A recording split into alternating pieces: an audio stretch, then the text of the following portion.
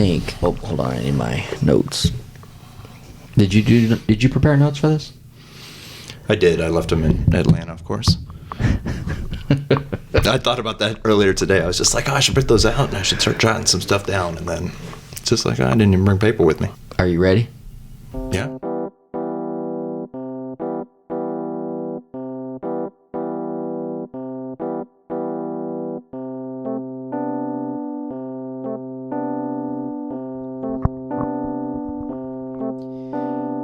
Welcome back. It's a brand new episode of Laugh With Me. I am your host, Jeremy Odom. Brand new year. Same old me, same old show. And I'm sure some of you feel the same way. Brand new year on the calendar, but, you know, I'm the same person that I was the day before.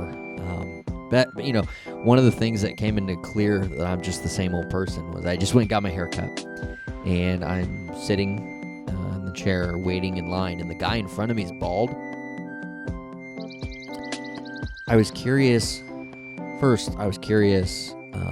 what he thought he was doing there, because there was nothing to cut. But he was in front of me. I had to wait my turn. You know, I was being patient. But the other thing is, if it was a new me, I would not have judged that situation. I would have waited patiently. But I was not patient. I thought it was bullshit that I was sitting behind the bald guy. And it's not because, oh, Jeremy's got hair, like I'm better than those of you that are bald. No, I have hair and I'm there at a haircutting place, so I'm there for the service. Them's the breaks, man. But either way, I waited. He ended up going up. I ended up going up. He was done by the time I had explained to the haircut lady what I was getting. That's how quickly the bald guy was in and out. He left, so I'm assuming he paid with $16 for, I don't know, for the haircut lady to rub her hands through his bald scalp. I don't know. And then I had my experience, which is, this is the same haircut lady I had last time. She has notes, the same notes I've had for a couple years now. And she struggles. I mean, she kind of goes at it. I mean, it was a bad haircut last time. And I thought, well, she did it last time, so it's going to get better from here. And I think it's her style. Like, I'm not a hairstylist, so I'm not going to even begin to be able to explain what she should be doing better. But I will say this.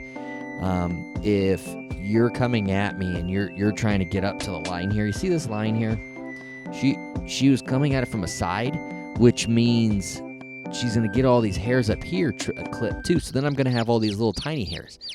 So now, unless I completely put some mold or paste or gel or something in it to put those little hairs down, I'm going to have all these little hairs sticking up at all times. And that's not ideal. That's not the situation I want. I want all the long hairs and then the rest of the hair, you know, shaved down with the one. But she comes at it too. She jagged. The best way I can explain how she cuts hair is, you know those paintings where the artist just kind of slashes the paint onto the canvas, and when the artist is all done, it's not like smooth painting, smooth, lines or anything. It's just like, that's how this lady cuts the hair. And she's got a razor, and she's just going at it. And I don't know how she gets to the end product that she does, which isn't good, but it's well worth $16.99. So that's you get what you pay for, right? We have a fun episode for you today. One of my best friends, one of my longest and tallest friends, it's Eric Larson. He's come to us from Atlanta, Georgia. He's in studio, and we have a fun discussion. We look back, man. We've been friends for over 20 years, and we just kind of go down memory lane a little bit and just kind of dig into that. But along the way, lots of laughs, lots of jokes, lots of fun, and we play an incredible game at the end of the episode called Instant Debate. And basically, you will want to stick around for that, especially if you've been tracking along with the Ukraine and Russia war. There's nothing funny about that. There is nothing funny about that. But we're going to try. So we've got a great guest. You've known him from nothing. You've seen him on nothing. You've heard him on nothing. He's one of my best friends. It's Eric Larson on Laugh With Me. Well, Eric, thanks for joining the show. I appreciate it. I appreciate being here, and I'm just excited to get started here, and hopefully, just knowing that this is the first time, it'll go well. I think there's the big elephant in the room right now. I think we need to clear the air on that. Folks who've heard the show may recognize your voice. No. Wait, are you sure about that? I'm positive about it. This is literally my first time. This is your first appearance. You're putting me on the spot here. It's like the first time. It's hard enough. I'm trying to lower some expectations here because I just want. Sometimes you just want to get through the first time. All right. I've honestly had people say that they're nervous, and I tell them every time, I promise you, this is a safe space. Yeah, well, I'm trying to lower the expectations here. You want to get invited back. Oh yeah. You would want to get invited back. I think, in fairness, you have. No. Okay. All right. Well, I'm not copping to whatever you're. Okay. Whatever All you're right. saying. That's fair. Well, Eric Larson, he's on Laugh With Me. Folks that don't know you, which it's like everybody, right? That listens, probably. Well, nobody that knows me would be very surprised by the fact that I'm probably your most problematic guest so far. Like every guest so far has been pretty agreeable. They've gone along with your general flow, but not today. Not today. No, not today. Not on my watch. Yeah, that's okay though. So Eric, we've known each other a long time. You're probably my second oldest friend. Travis, I knew maybe a semester of middle school longer than I've known you. We've went to high school together. We met each other freshman year. I think I don't know. Sometimes we differ on this story, but I know when it was like lunch and you were sitting by yourself, and I was like, I should be this guy's friend. Like I was like, I'm looking out for this guy. Well, I appreciate you saying that. Travis is your older friend by a semester of middle school because technically, yes, he's a friend of yours that's half a year older. He is half a year older than us. But we met in high school. We had some classes together, and then we ended up. Well, I'm pretty sure. I think you've got the stories confused because I think that was how you met Travis. Was in the cafeteria. No, not you true and at all. I were frenemies in Mr. Dodge's history class in 9th grade. That's right. We were the two overachievers, and we normally got pitted against each other because we were also the most competitive. That is actually true About history. History. Yeah. Well, it's actually funny because I know nothing about history. I think I was just a competitive person trying to rile shit up because. Well, and really, we peaked scholastically in high school Yes, before we met each other. Yeah, that's very Like the remainder of the 3.5 years was, kind of just a slow descent. We were just trying to keep, It went downhill from there. It's a funny story about Travis. We both were new kids in school, the middle of 8th grade, so the last year in junior high, and we were new kids at the same time, and I took his chair. I needed a chair. I don't remember what class it was, science, I don't know. And I took his chair, and I know these stories better than you know. People it was German were class. riled up. Was it German class? Yeah, I guarantee it. I don't know. You've been telling the same Guten stories Tag. for 25 years. They all blended together. But people that are listening to this show are hearing them for the first time. And we've just messed up the story altogether. So. I'm sorry that I submarined this. I'm sorry that I torpedoed it before you get to the punchline. Well, here's the thing. In high school, it wasn't really about the classes, even though we had a bunch of classes together. It was about, the fun outside of that. I think we had fun in class sometimes. It had nothing to do with the academics. We learned that you have zero grippage altogether. Yeah. So you want to explain to the people what grippage is, and then I'll explain how I'm better than you. Well, it's pretty much the result of bad genes as far as gripping things. You blame your parents. Well, who else am I going to blame? It's not my fault. I was born this way. But yeah, we discovered somehow. Shout out Lady Gaga. Yeah, through some I don't know how we did some trials. Basically, yep. we had a hypothesis and we needed to figure out if it was true or not. So what we would do is we would take a piece of paper, we would lay it on the desk flat, and then both of us would place our hands palm down, just fingertips touching the piece of paper. Just the tip. Yep. And we would see, who could pull a piece of paper towards them. Yep. And I was undefeated. I mean, it was a landslide victory. Well, there was a short period there where I had discovered the pinch. Oh yeah, I could pinch the piece of paper a little bit and pull it, but the rules committee quickly found it, and I was fined a small amount. 100%, probably a can of Surge or something, like back in those days. But grippage is an important thing, and I think the older I got, the more I appreciated the grippage. And at that time, it was just for competitive purposes, and I did use it to my advantage. But if only you could have found a way to make money on the grippage back then. Yeah, I really want to, but it just never panned out. But that was what. If you could palm a basketball. That would have been a skill. I can palm a basketball. What? No, you can't. I have incredible grippage. Are you kidding me? I can palm a basketball. Have you never seen me palm a basketball? I mean, I've never seen you do anything worthwhile. You've seen me with a basketball many, many, many, many, many times. Yeah. I'm always palming that baby. Yeah. Well, you obviously weren't passing it. Yeah, I don't pass the ball. That's for damn sure. It's better in my hands than anyone else's. I think, in my opinion, we were in an intramural basketball league together, and I think the team combined for 3 assists on the year. Yeah. What's fun? I love our team name that first year. Like, was it is that the first year that they just named us Odom and Company? Yeah, we didn't give them the name. That it wasn't Odom and Company. It wasn't Odom and Company? It was Oden and Company. Oden. They misspelled your name. Yeah. So it was insult and injury. Yep. Yeah. So many times people will either put the N or they'll put the O where the E goes, and write my own damn team. It was awesome. Well, one of the other things we did in high school that I think has, put us in a good spot, I think, post academically, was the debate. We were both in debate. Yeah. My favorite memory of being in debate had nothing to do with the competition. We had a coach. Where were we at, in Kearney? Oh, yeah. Somewhere. Yep. And we were just walking around the campus in between rounds, and he's just like, "Hey, what are you doing?" We found him in an auditorium, and I don't know how long he talked. What did he even talk about? He was just going on. He was high as a kite. I know. I didn't know then. I know now. Yeah. He was our debate coach, and that fellow was high as a kite. I mean, you got to imagine this was the late '90s, and that was probably the first time I ever saw somebody with beard oil. He had the very silky, beard and hair. Yeah.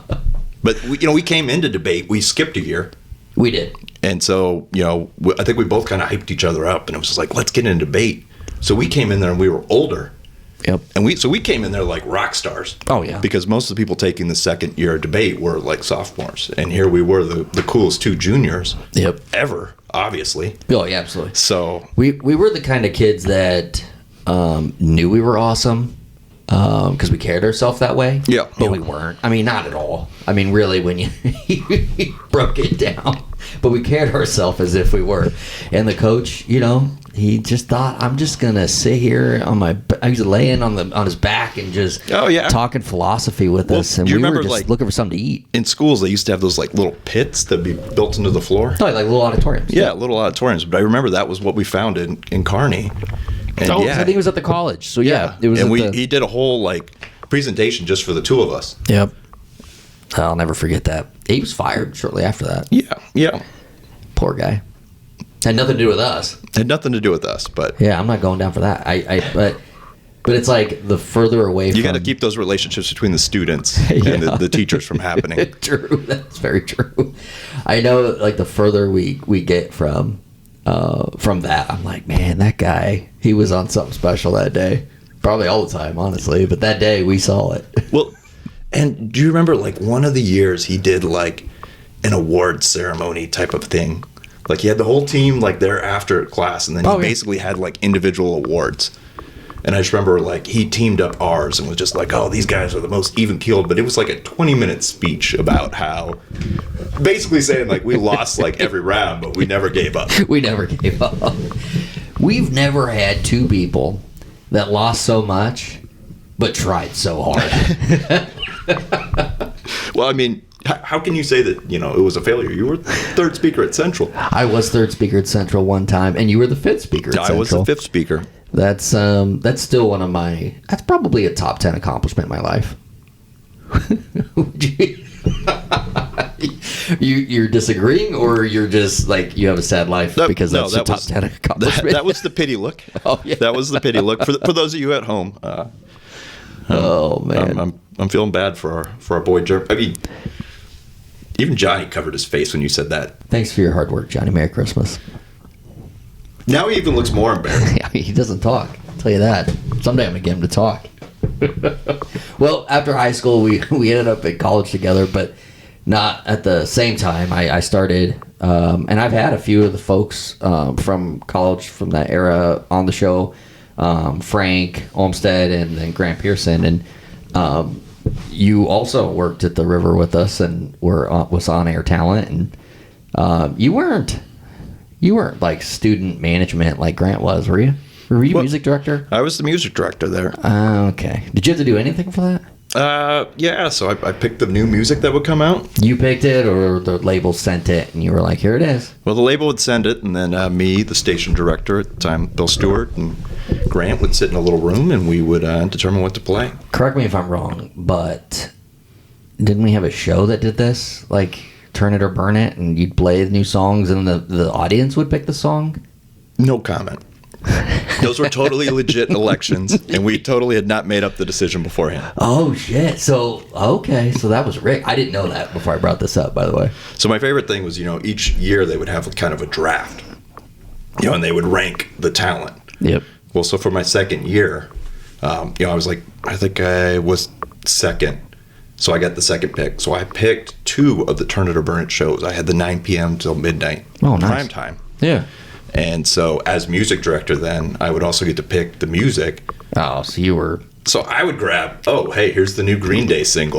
Cooking the books. What are we going to do with this one? Like, I would grab the fun ones. I think this is breaking news. Yeah, you're cooking the books over there at the River. Yeah, anybody who listened in 2003...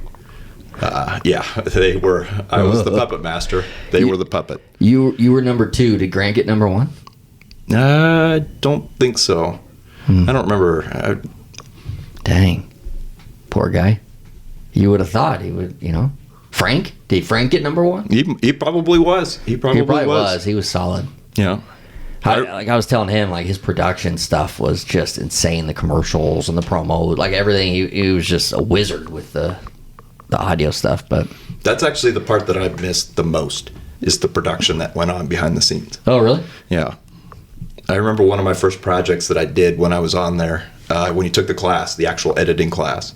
Capone gave us a project to basically put together a promo for any band, past or present. So I picked, I think it was, Frank Sinatra, Tupac, and Drowning Pool.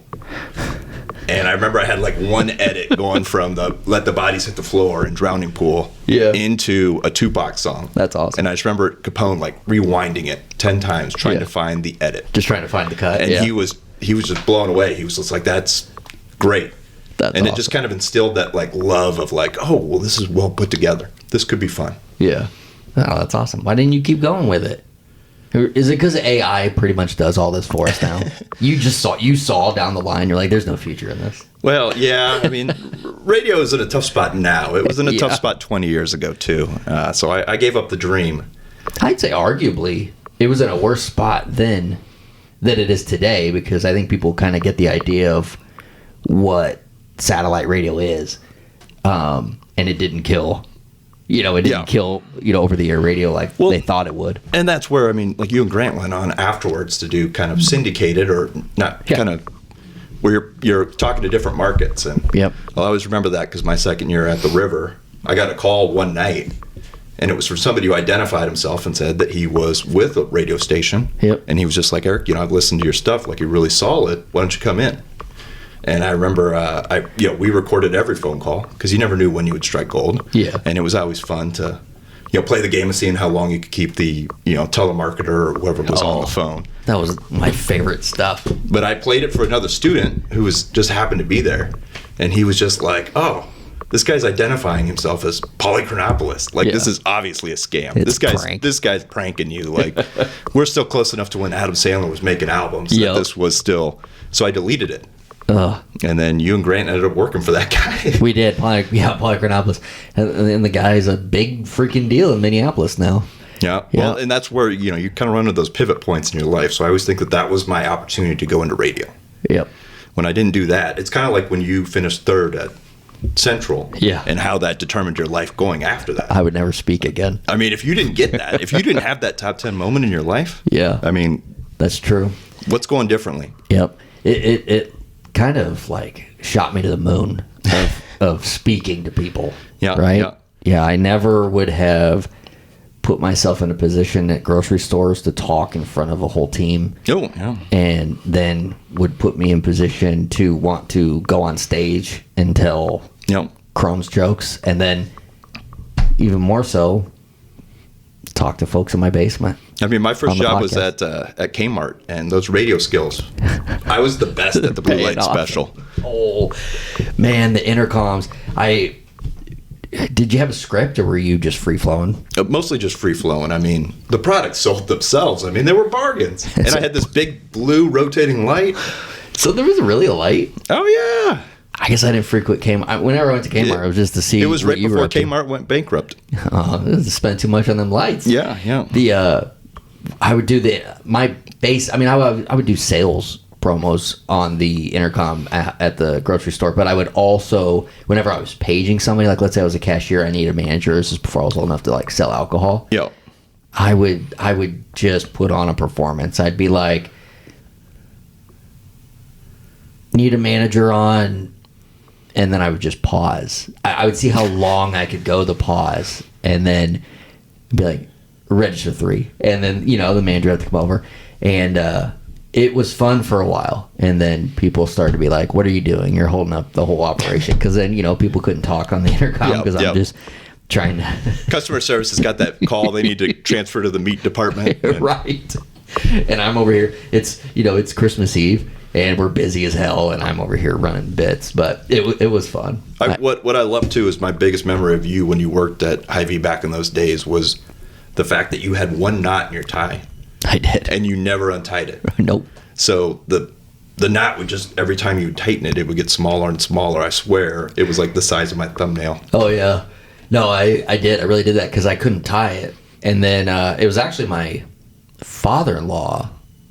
This was before we were married. I didn't have a one knot tie all the way up until I was married, but we would, he showed me how to tie it. I think he noticed my tie and was like, let me show you. And actually it's pretty easy to tie a tie. Oh yeah, very, very easy. This is before you could just YouTube anything. But I like how you were fishing for empathy on that. I mean, that's obviously like, I really was. It's kind of like you help a wounded animal, like you feel the bond, you want to take care of it. Yep. Like, he ties your tie for you, and it's just like, sir, can I marry your daughter? Yeah, that's exactly how it went down. And then he's like, you know what? If you can tie your tie for 3 months straight, we'll talk about it. And damn it, I went 6 months straight. So still going strong. Still going strong. I did have a brief period of the zip-on tie. Oh, that sucks because it can get loose, and then people see what you have going on. Yeah, you can't get caught with that tie. No, it's fun if they don't know what you're doing. Yeah. It's a nightmare if they know what you're doing. Oh, I mean, it's like wearing a toupee. Or can you imagine being a magician and everyone can see how you're performing your tricks? Like, that's not cool. There's no illusion. Yeah. I was just a little magician. With stocking groceries. Did you just snort? This is a very good microphone. That was great. When you said your favorite part of me at the Hy-Vee in the old days, I thought you were going to talk about the egg. And I was like, I'll talk about some Eggman stuff. But you went into the tie. That caught me. The memories rushed back. That was awesome. Well, I'm practically caught up with the show here. So I already know that you've talked about the Eggman. I know that he's an established character. That's good. And you briefly worked at the Hy-Vee back in that period as well. Yep. And you worked in the bakery. I think I did a lot of the work for you, just hanging out, waiting for you to get off work so we could go hang out. But I wouldn't get off till like 8. Yeah, it's so late. So normally you would show up at like 7:30, like, let's go get a beer. Mm-hmm. And it'd be like, I need to clean these dishes first. Yep. And dishes, sweep. I remember doing a lot of sweeping. Then I kind of like do the eye thing, Yeah, you're going to help out? You're going to just sit there? Yep. Oh man, did you ever pull any pranks back there? No. I mean, they nothing for anything more than my own amusement. I would I did pull some pranks. I remember same store. I was working in the dairy, so it's across the other side of the store. But in the dairy, in that little like cove, was where the sliced meat counter was, and they had a sink. You know, like everyone, you have to have the sink to wash dishes and whatnot. And I would wait till they had it like full of water, and then I'd drop some like dry ice in it, and it would just smoke up. I'd be like, "What are you guys doing back there?" No. I was very serious. I was very focused on the bakery. Oh, good. I think my favorite part was just. I remember one time I was there after 5 o'clock, so I was the only person back there. And this lady, she brought in a cake that she had purchased earlier in the day, and the cake decorators had misspelled the name on it, and so she wanted to know if I could fix it. And so, with all the confidence of a 18-year-old working at Hy-Vee, I was just like, absolutely. So I got out my kind of scraper and I started going to work, and she was getting more and more nervous the farther it went on, and it's just like, no, ma'am, step away. Yeah, I got this. I'm going to save this cake. Yep. You're hardly going to know anything happened. And you wrote it on a piece of paper and put the piece of paper on top of the cake. Is that how you fixed it? No. I actually did it. It was it kind of looked like an A or a D. Like she eventually took the cake forcibly back from me. I will say, was that the only time you wrote on a cake? Yes, in a professional capacity. Yes. I will say I've written on many a cake, and I have given away many a cake for free. No, that's customer service. That's a way to turn a negative into a positive experience. Yep. Yeah. It's not just not something that I'm good at. I'm sure if I did it often, I could get better. But I'm not very good at that. They gave me a bag of the icing. Yeah. To practice. Like one of my first weeks there, they were like, take this home and just practice like writing. Did you do that? No. It doesn't seem like something you do. You didn't even do your homework. I think I just threw it in a cupboard, and I'm pretty sure Mike ate it at some point. Yeah. Oh, man. That's awesome. Those good times. Well, around that same era, I know we were not just being creative with, like, writing on cakes. We had this... We would hang out. Your parents would go out of town. No. So they said, don't have people over. So we hung out at your place, and... We had this idea one time because we had this video camera, and I think we were like YouTubers before YouTube. Oh, that thing! Honestly, I think we invented it. Well, that thing would have definitely been uploaded and would have at least 300 views by now. We thought we were so interesting. It's actually pretty similar to this, where we thought we were so interesting, but we set up a camera in the living room, and we literally just sat on a couch. It was you, me, was it Mark Rude that was there that time, the first one? Yeah. And we just set up a camera just watching us watch TV, and then... that was breaking, like, for 1999, 2000. Yeah. Like, but you know what's funny? Breaking television. But now that's what people do online. People watch like sports. Yeah. Like, we were doing that 20 plus years ago, but we didn't say or do anything interesting. We were just sitting there watching TV. Mark didn't do anything interesting. Mark did. You're right. I mean, you kind of like slid underneath like one of the cushions. Yeah, that's true. I was running a bit where I was just slowly over time ending up in the cushions of the couch. So anyway, but that was fun. We watched it and we were laughing. We thought that was great. We called it Just Hanging Out because it was literally us just hanging out. I thought that was fun. And then another time we were like, well, this time we got to amp it up a notch and we're going to write skits. We wrote sketches. Sequelitis. Yeah, Just Hanging Out too. And we were like, because our friends, they watched Just Hanging Out and they're like, oh, this is funny. And we're like, well, thanks. Yeah, we're pretty genius. And then we wrote Just Hanging Out too. And we actually did sketches, and we wrote, we directed, we filmed, we created the whole deal, and we had a movie premiere, and your house was flooded with people, and we showcased Just Hanging Out 2. It was probably our biggest box office hit, and when the box office wasn't dollars back then, it was probably 2 Liter Pop, some ding dongs, maybe pizza, but it was awesome. I think we were doing sketches. We weren't doing sketches before Saturday Night Live, but we were doing sketches before streamers, before anybody else, really. And it was great humor, too. There was a math joke in there. There was a math joke. There was bathroom humor. Yep. Like, we were hitting all. Yep. And then our artistic vision took a speed bump when we thought we'd hit the trilogy and go with Just Hanging Out 3. Definitely the most artistic of the 3 movies. And that one was just starring you and I because... Well, and the plant. And we had a plant as our co-star. And a McDonald's drive-thru.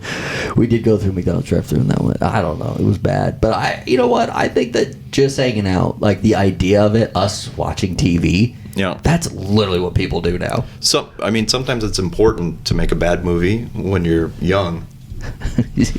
Yeah. So then, when you're in your prime, you don't repeat those same mistakes. Yeah, get it out of your system. Don't ever invite the plant on your radio show. Yeah, when I have a plant as the guest, it's over. the last episode. Yep. Oh man. Well, that was us as kids for the most part. We were just having fun, but then we grew up, we got jobs, we moved on from that stuff. But so your career path took you into transportation. Yep. You've come and gone in that world. I'm sure you've seen things, you've heard things, you've got some stories in that. Who was on the show? We talked about lot lizards. Frank.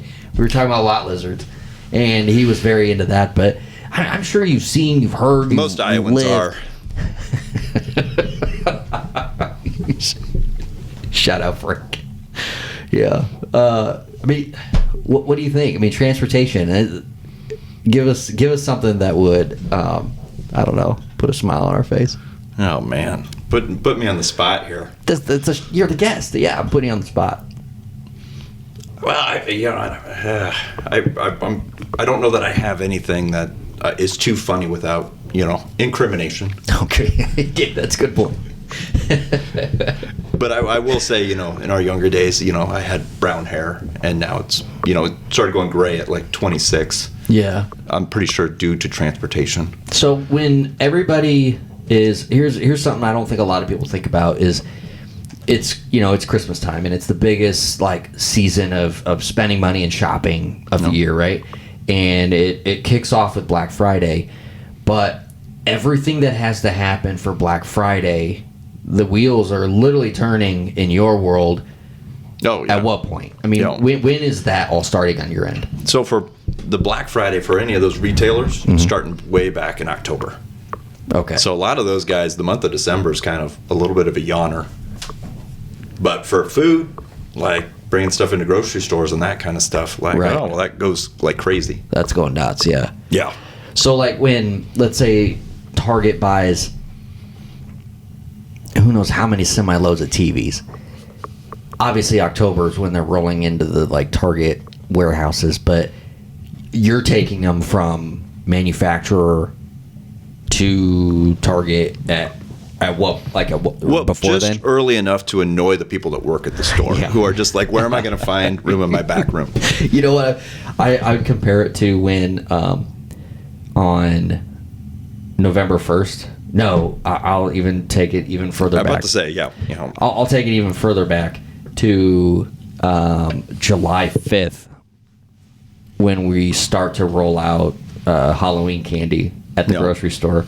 And all the customers are already? Halloween already? I'll bet you at the warehouse, they're TVs already? Black Friday already? And that kind of reminds me of one of them where there was a big hurricane that hit, probably 8 or 9 years ago down in Texas. And so we had a hardware customer that we were doing emergency loads down to.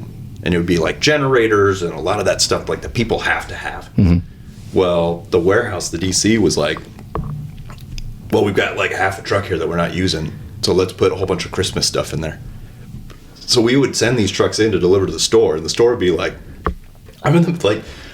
we just got hit by a hurricane. Yeah. Yes, thank you for these generators. I can just pull a pallet out, put it on the aisle, and it's gone. Oh. But what am I going to do with all this Christmas stuff? And we would just have to tell our drivers, like, just stay there. We're getting corporate involved. And then corporate would have to call and be like, you're taking it. Yeah. Like, we paid for the transportation. You're taking it. Oh, jeez. I'm going to side with the store with this one, that maybe we could have delayed it. But it makes sense. I mean, there's dollars involved all the way through the process. Yep. But and that, I mean, that's the lesson of transportation. Yep. Is just that we're always right in the middle. Yep. So we get all the grief. We catch arrows from both the store that's receiving it, like, why are you bringing this to me? Yep. And it's just like, I didn't load the truck. And then we're also getting it from the other side of just, why aren't you delivering this stuff faster? Why were you late to your second stop? And it was like, because you didn't want to unload Frosty the Snowman. And that happens. That's where it's like they roll up to the back of the store and the back room's full. Yep. It's not the truck driver's fault that the back room's full. And the person at the store is like, well, I don't have any room for it. And really, when you think about it, it's the store's fault that the back room's full. Yep. But they got to take it, and they'll say no, they'll reject the truck, and it's a whole deal. I've had drivers have to stick around, and sit in the parking lot overnight just because somebody, nope, I'm not making that call, someone else is, and they don't get to go home to their family that night. That sucks. No, and that's where you say the challenge is now. It's like, who do you know? Find me a Zoomer that wants to go away from home for 2 weeks. Yep.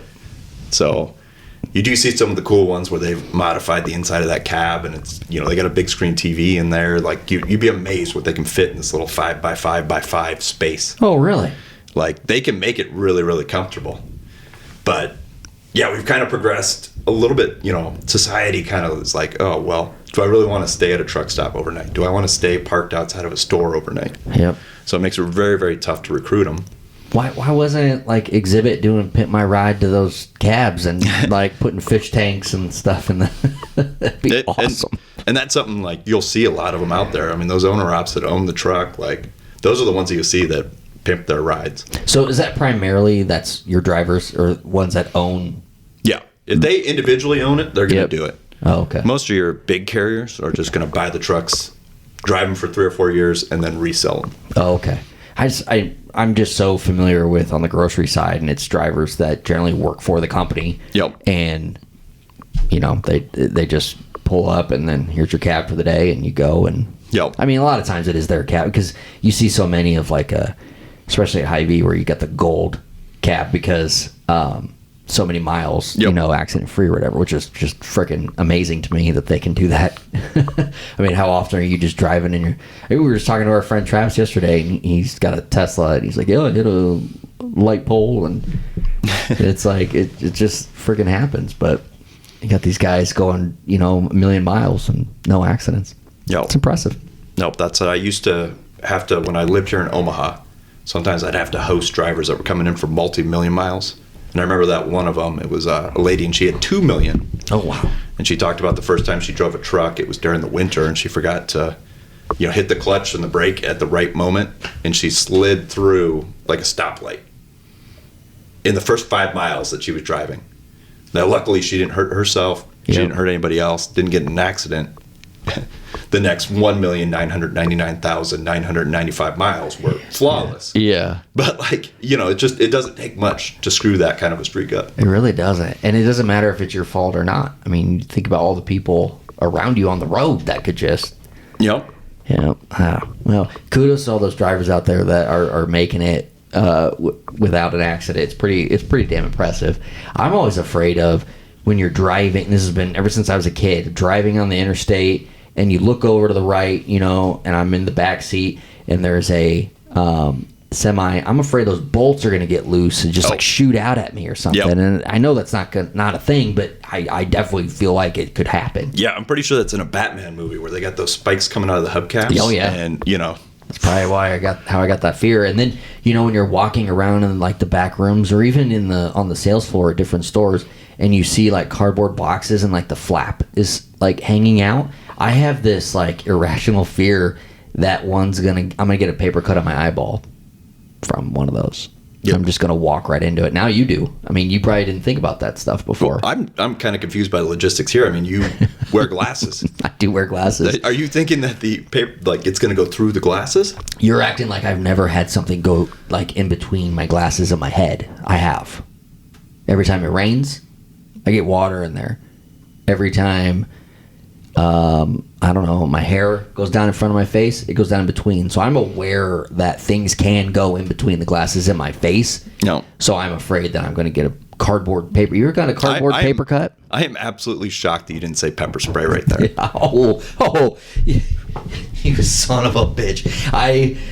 Anybody who's never been pepper sprayed and wants to talk shit about getting pepper sprayed, bring it. It was one of the worst experiences of my life. I know. And you talk about it every single time I see you. And one of the ones I love talking about because not many people have been pepper sprayed. What do you got? I was pepper sprayed, and I lived to tell my tale. I'm probably going to pepper spray some Travis next time I see him. You should. It's just so he knows what that's like. Yeah.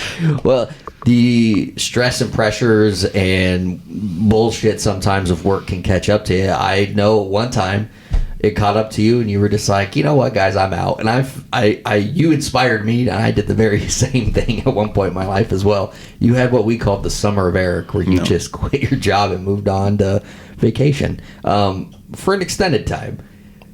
Tell us about the summer of Eric, and how can we inspire others to do the same?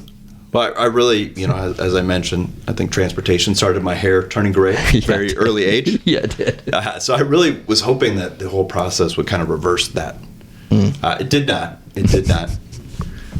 But no, when I worked, the company that I'd worked for, I did a ton of traveling. So I had a ton of the points. Airlines, I was, VIP, Diamond, Platinum. I had rental cars and hotels and stuff. I did a lot of traveling during then. So it was kind of be at home. Oh, well, I can't find a job this month because I've got this trip, coming up. I'm going to go up to Minnesota, or I'm going to go to Vegas, or I'm going to go to Vegas again, or I'm going to go to Vegas again. I went to Vegas actually 3 times that year. During the summer of Eric? Yeah, during the summer of Eric. And each time, the gambling losses got a little bit more concerning. They pile up, yeah. Yeah. By that last one, it was like, well, I probably should get a job now. Would you say that the house put you back to work? See, I was still on my hot streak, So, we both like to play blackjack quite a bit when we're out there. The advantage with blackjack is just that you don't necessarily have the ability to, you're never going to walk away with life-changing money. Right. But if you're playing well, you can play for a long time and break even. Yeah, you can play for hours and feel like you've been entertained enough to spend $200. Yeah, absolutely. So I think the first 5 times I went to Vegas, every single time I won on my gambling. It was like $100 here or $200 there. But it kind of gave me this thought process that hey, I can always come out and at least come out even. Yep. So now I just chase that high for the rest of my life. It's always just just $100 more. This is all that's going to change. Here, $200 more on this table. Oh, you've had some epic runs though.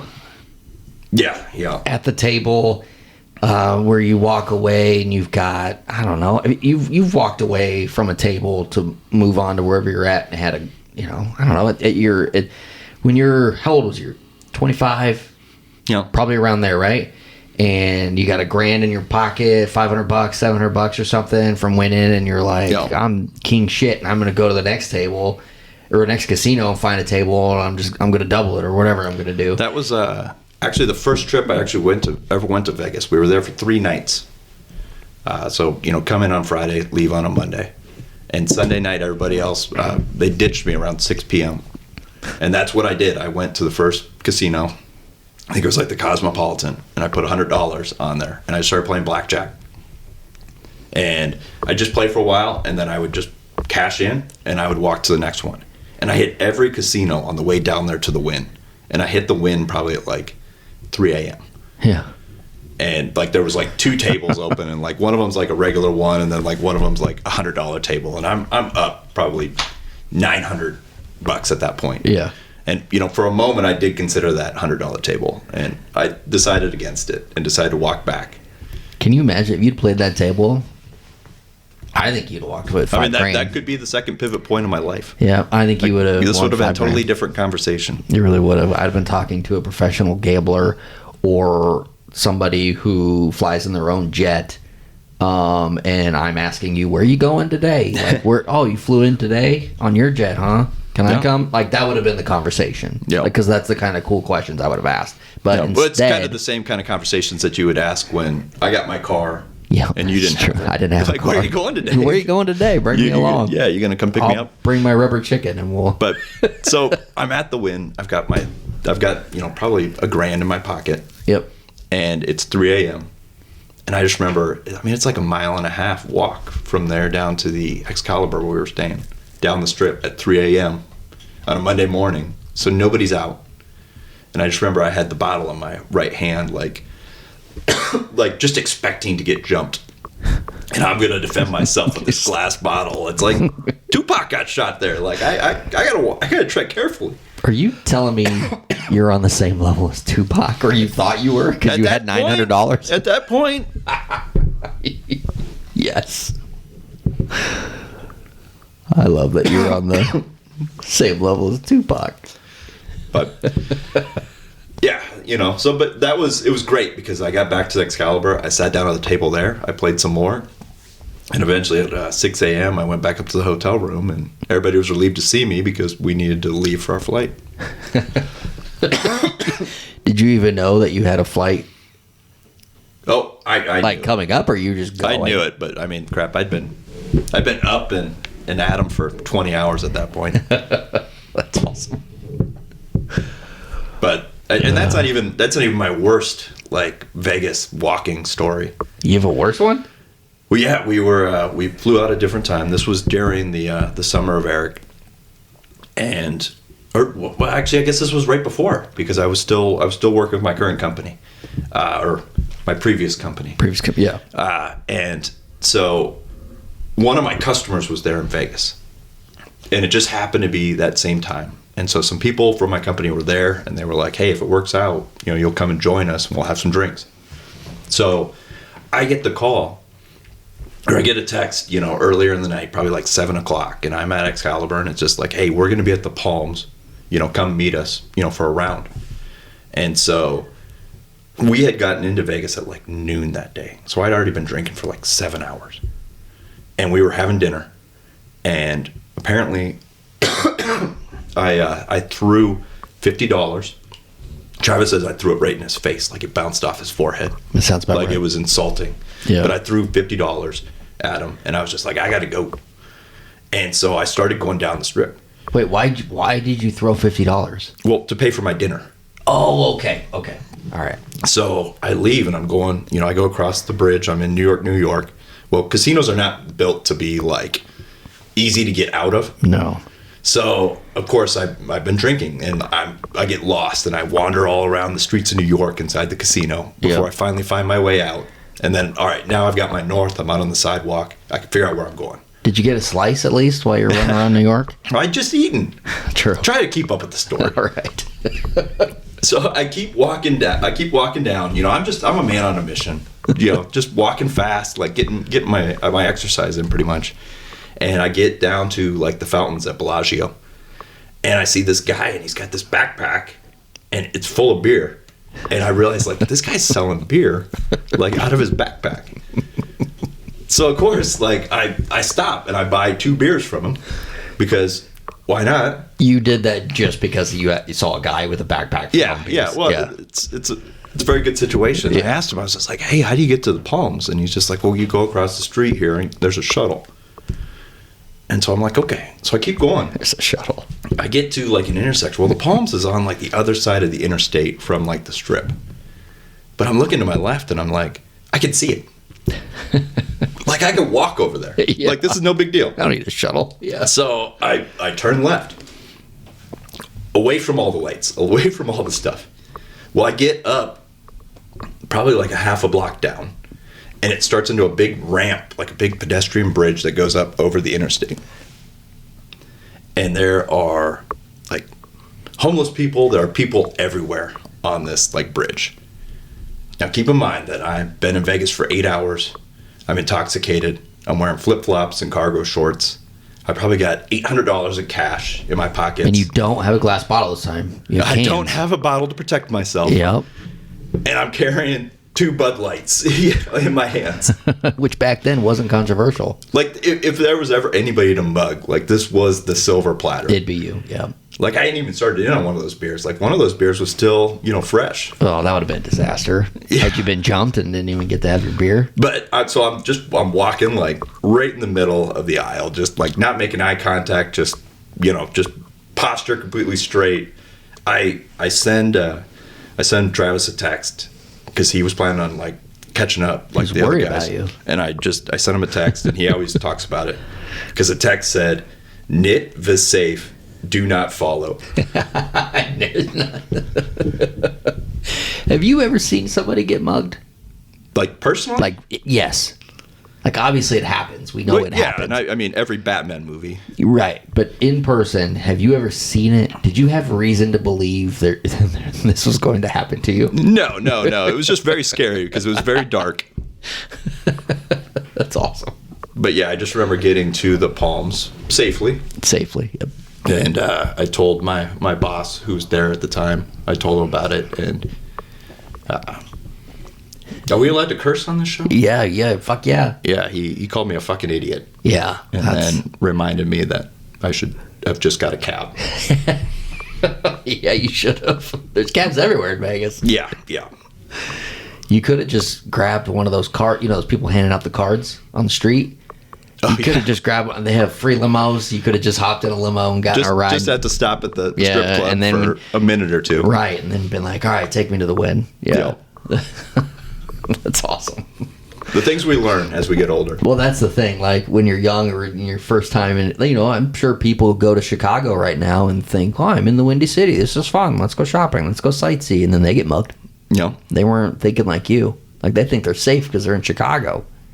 It's like the most dangerous place in America right now. Yeah, for people in Omaha. For people in Omaha, yeah. It's a good point. That's funny. Oh, well, the summer of Eric. What a good time. So, you're a history buff. Mm-hmm. You just saw the Napoleon movie. Yeah. I know in a previous episode we had Santa on. He saw the movie as well. He kind of gave us a few things. You're not Santa, so what'd you think of the movie? It was okay. As a Napoleon, are you an expert? Would you call yourself an expert? Could you hang with some Napoleon experts? Oh yeah, 100%. I've read the biography. Which one? It's called Napoleon. Oh, did he write it? No. Did he write anything? He was a prolific letter writer. Oh, was he really? Yeah. Is there a book that has those letters published? So actually, the Napoleon movie, that was some of the source material, was the letters that him and Josephine had written back and forth. So was the movie based off of those letters or based off a book that talked about the letters? Based off the book that talked about the letters. Oh, okay. I think the only real complaint I've got about the movie would be that was the focus of the movie, but then it was also like greatest hits of Napoleon's career. But so it had those two things on there, but they never really tie them together. They never give each one of them individually enough room to be like, oh. Gotcha. What about Joaquin Phoenix? Was he good? He was, but the strange thing is that Napoleon is famous for everything he did when he was young. Like, he was emperor by the time he was like 32. And this took place when he was older, the movie? The movie gets his first battle in Toulon. He's 24 at the time. But they show that in the movie with Phoenix. And you're like, okay, am I supposed to think that Napoleon was like old and just waiting for his opportunity to do something? Right. But so he's portraying a 24-year-old. Because how old was he when he died? He couldn't have been that old. 52. Yeah, so. And Phoenix himself is probably that age or older. Yeah. No. And looks 10 years older than that, even. Yeah. And I mean, the classic kind of Hollywood of just, the actress that played Josephine, I think, was like 15 years younger. Oh, okay. That sounds about right. I mean, that's one. Honestly, she probably could have been 15 back then. Napoleon probably hooked up with a 15-year-old. I'm sure he did. As a 24-year-old. This is really getting off track. I'm spitballing here, but I think Napoleon did do that. The thing that's interesting about Josephine, kind of one of those fun little factoids, is she was missing her teeth. Yep. I think she grew up on a sugar plantation in the Caribbean, and she loved her sugar and did not like to brush. Interesting. So I always floss. And that's why Napoleon loved her. Well, she didn't have them teeth. He loved them gums. I bet she was 15, gumming, and Napoleon was like, "Come see the king." Jeez. Well, Josephine was actually older than Napoleon. Oh, really? Because she was married previously. Oh, okay. And she had 3 kids.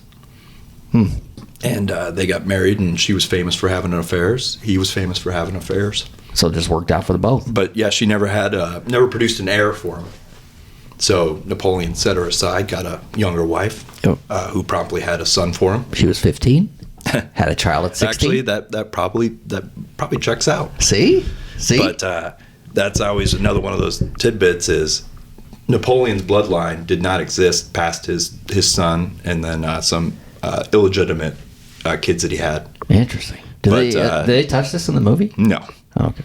But the fact that he had a son, yes. But will there be a sequel where they touch this? Yeah.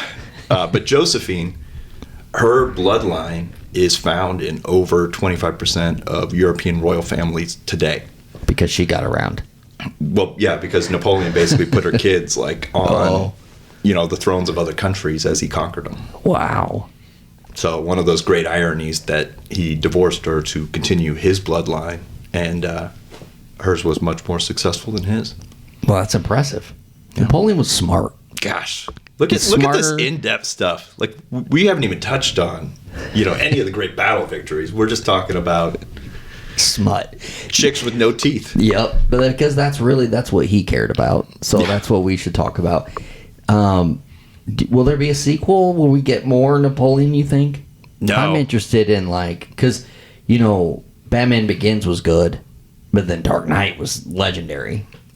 So I'm kind of waiting for that one. What my dream would be is if they did a Napoleon show similar to The Crown. Now I haven't seen The Crown, but from what I understand is it's basically like 6 seasons going through Queen Elizabeth's life, and they have different actresses cast at different ages, and they kind of go through the whole history. Can you do that? Can you hope for something to be like something that you've never seen? Yes. Okay. I think I'm entitled to. I think that's silly. With that in mind, I think we should get... Your whole entire first show was about a book you never read. I don't need your bullshit. I don't need you calling me out on my own show about the book, because really, I read the cover, and I flipped through it, and I read the synopsis, and I kind of get what she's talking about. You could find humor in anything. And I just want to say for the record that I don't know this because I listened to the first episode. Yeah. I know it because Johnny filled me in before the show. Hey, Johnny, it's his fault, honestly, and why I didn't read the book. Because I was telling him about it, and he goes, yeah, you're right. That's exactly what the book. I read the book. That's what it's about. I'm like, oh, that's enough for me. Cliff Notes? Yeah, he was Cliff Notes for that one. I was like, oh, good. I don't need to read this. Because the more I learned about Kat Timpf, the more I disliked her. What do you want me to do? Not reading the damn book. Plus, I didn't buy the book. I was just standing in Barnes & Noble, looking at it on the table. Would I have learned this by listening to the episode? No, I didn't address any of this. Okay. This is all new information. Wow. Well, you're really rewarding those repeat listeners. Yep. This is what they call a callback in the business. That's awesome.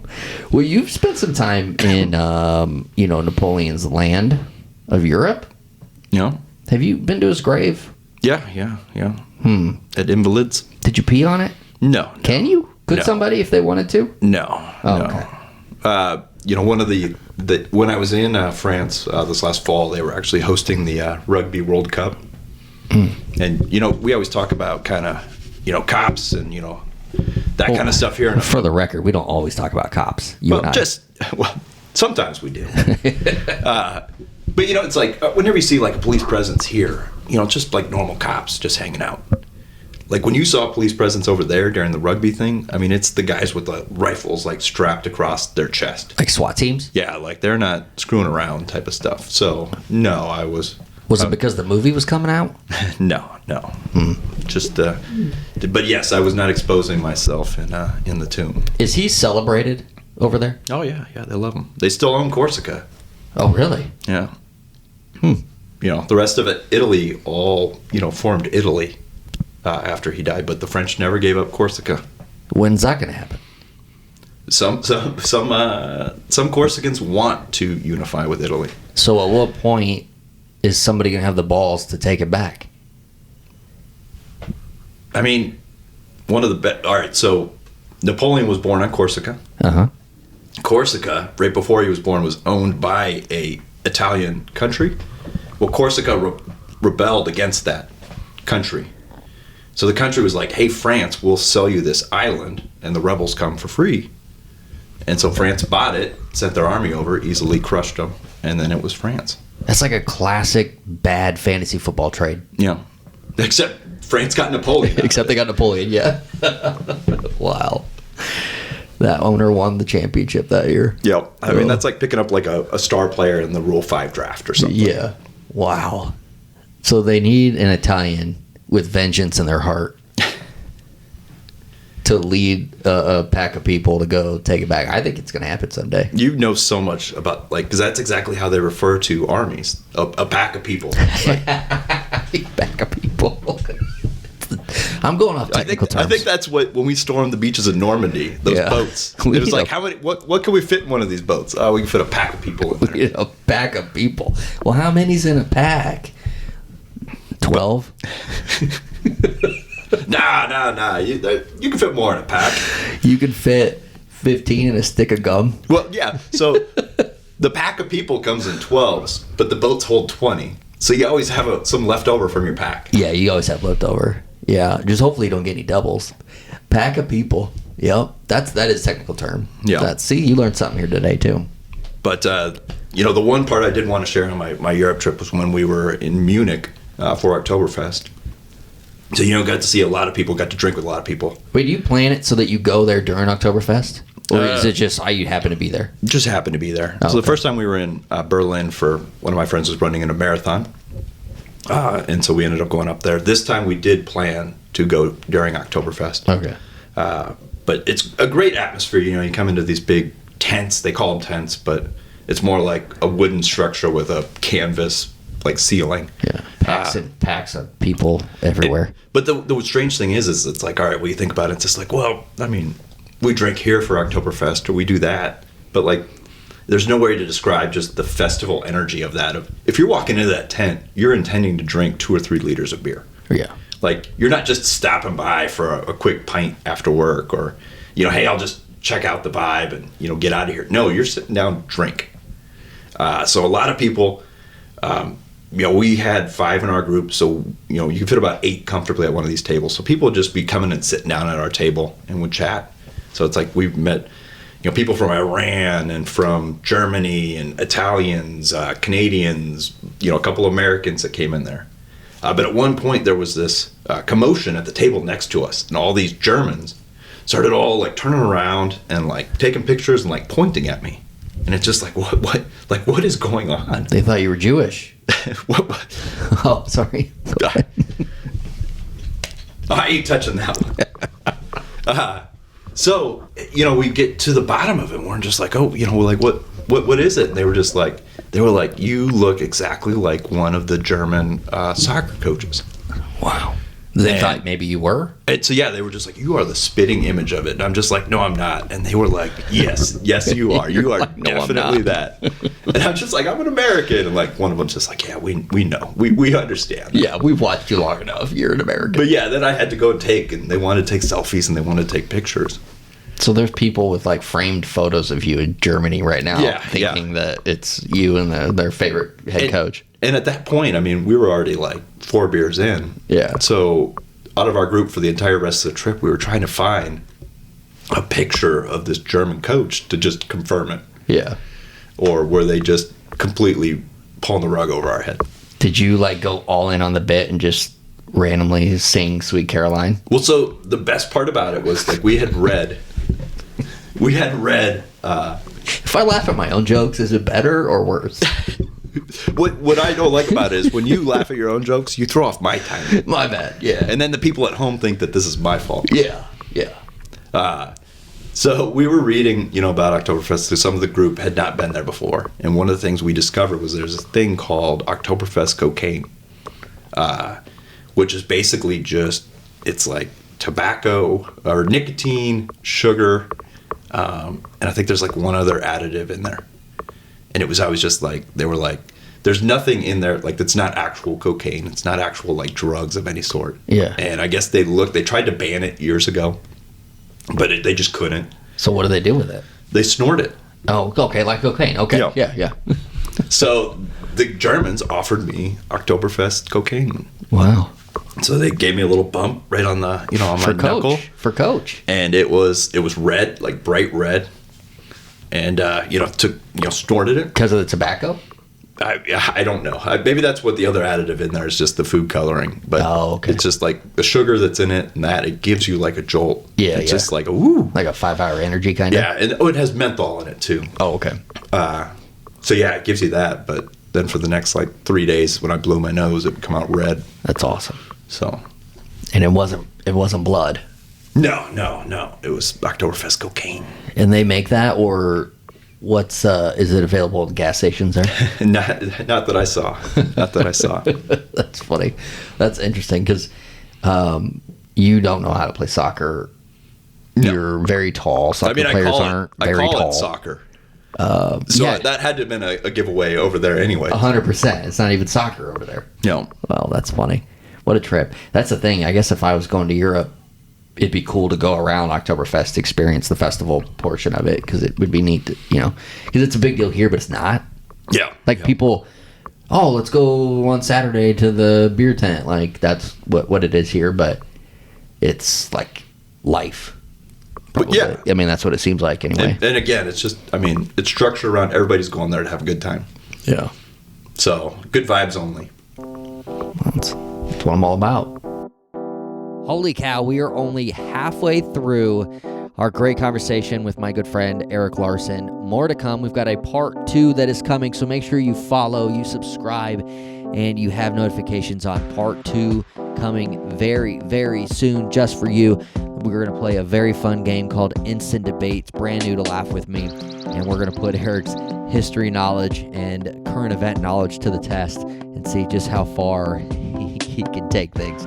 But it's going to be a good time. So make sure to subscribe, guys. This is, we got a lot of fun guests, a lot of fun episodes along the way, and lots of laughs to have in 2024. This has been Laugh With Me, part 2 with Eric Larson, coming soon.